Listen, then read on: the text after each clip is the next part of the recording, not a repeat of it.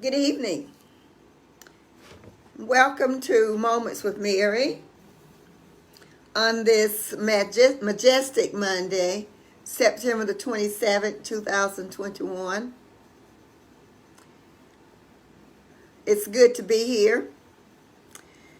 It's definitely a great and glorious day with a breeze in the air, which signals fall and the month of October.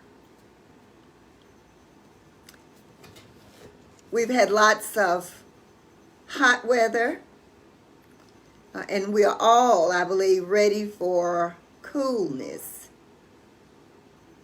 Even though, we can't do anything about the weather, but we can talk about it and wish for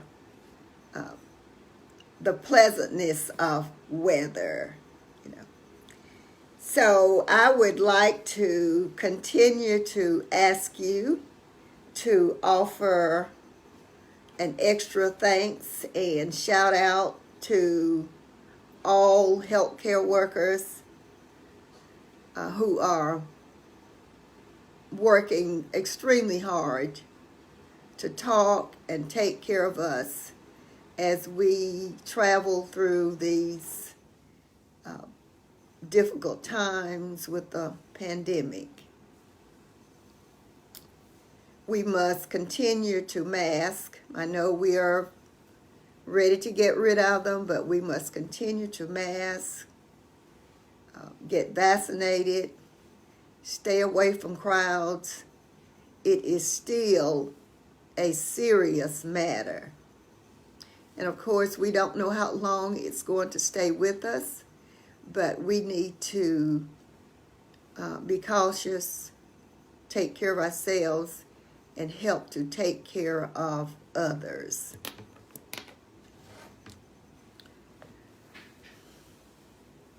So on today, with my reading, I'd like to continue reading from Go Tell Michelle. Stories or letters from African American women written to Michelle.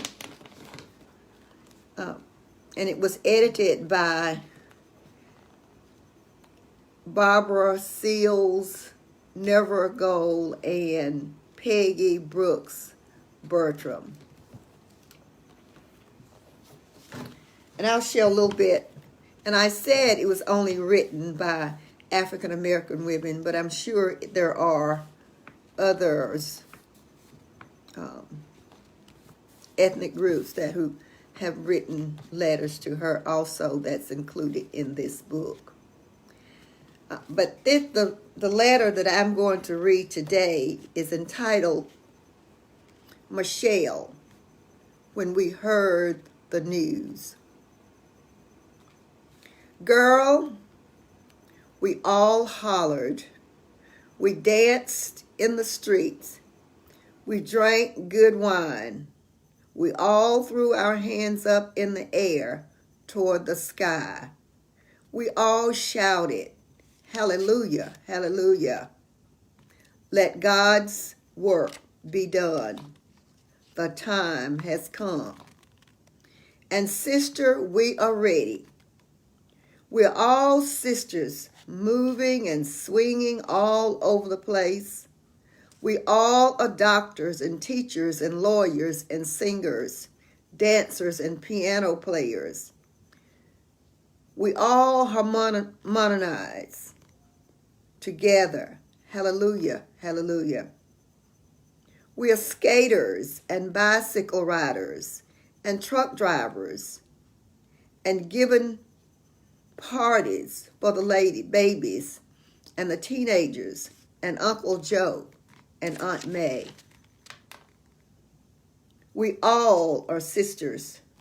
After riding the freedom buses back and forth to Washington, after being put in jail for protesting in front of the United States Department of Agriculture, holding up signs for the government to give families food stamps, taking buses to Washington again to try and stop the war in Vietnam, standing and protesting in front of the White House.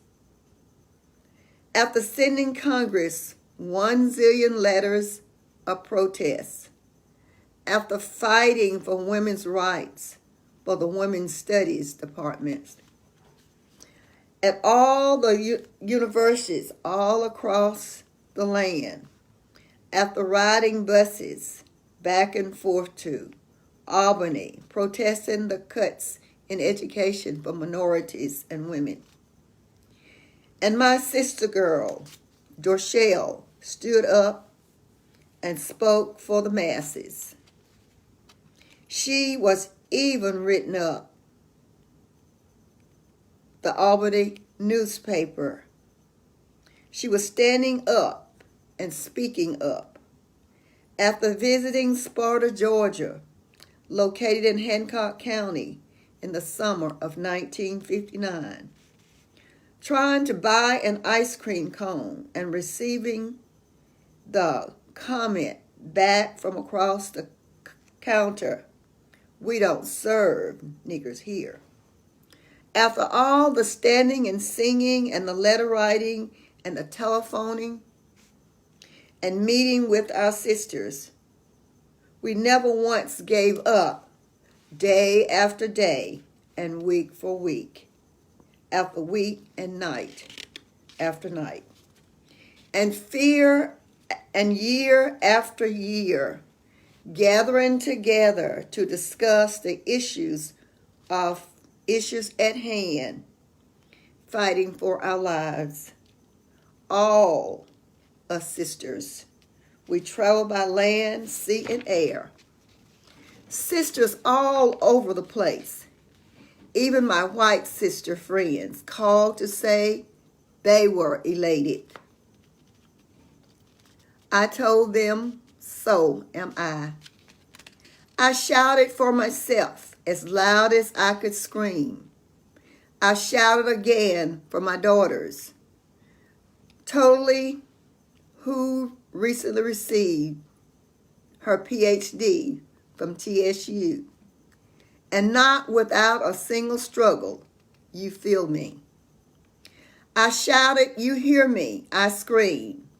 At last, a black, beautiful woman in the White House. And we shouted some more for ourselves, and for our mothers, and for our mother's mother, and for our sisters. We all screamed, and we hollered, and we jumped up and down. Michelle Obama, it is indeed one of my greatest pleasures to have you in the White House. The work has not been in vain. God bless America. We hollered. We all screamed. We dropped our telephones. We danced in our houses and in the streets. We threw our hands up in the air and shouted, hallelujah, hallelujah. We cried. We sisters celebrated you. Michelle Obama, we celebrated you. This was written by Shirley Sarmiento.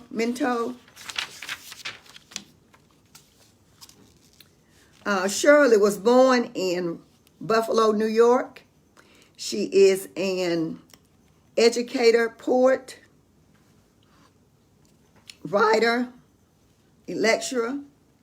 She's currently writing a book with her daughter, soon to be available.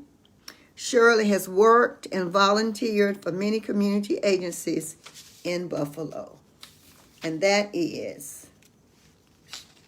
When We Heard the News. Thank you for listening. You may purchase this book at the Book Gallery. You can cash out me. That's Cash M. Hardy 47. I want to thank you for listening and watching today. I want to offer a shout out to Woodrow Wilkins, who provided music for us on Saturday at the Book Gallery. He did a great job, and we plan to have him back at some point.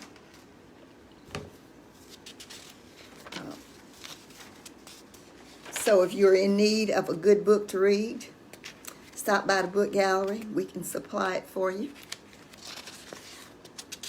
So again, I want to thank you for listening and watching. I see my sister Dorothy listening, and she says she can't hear me, so maybe I wasn't loud enough today.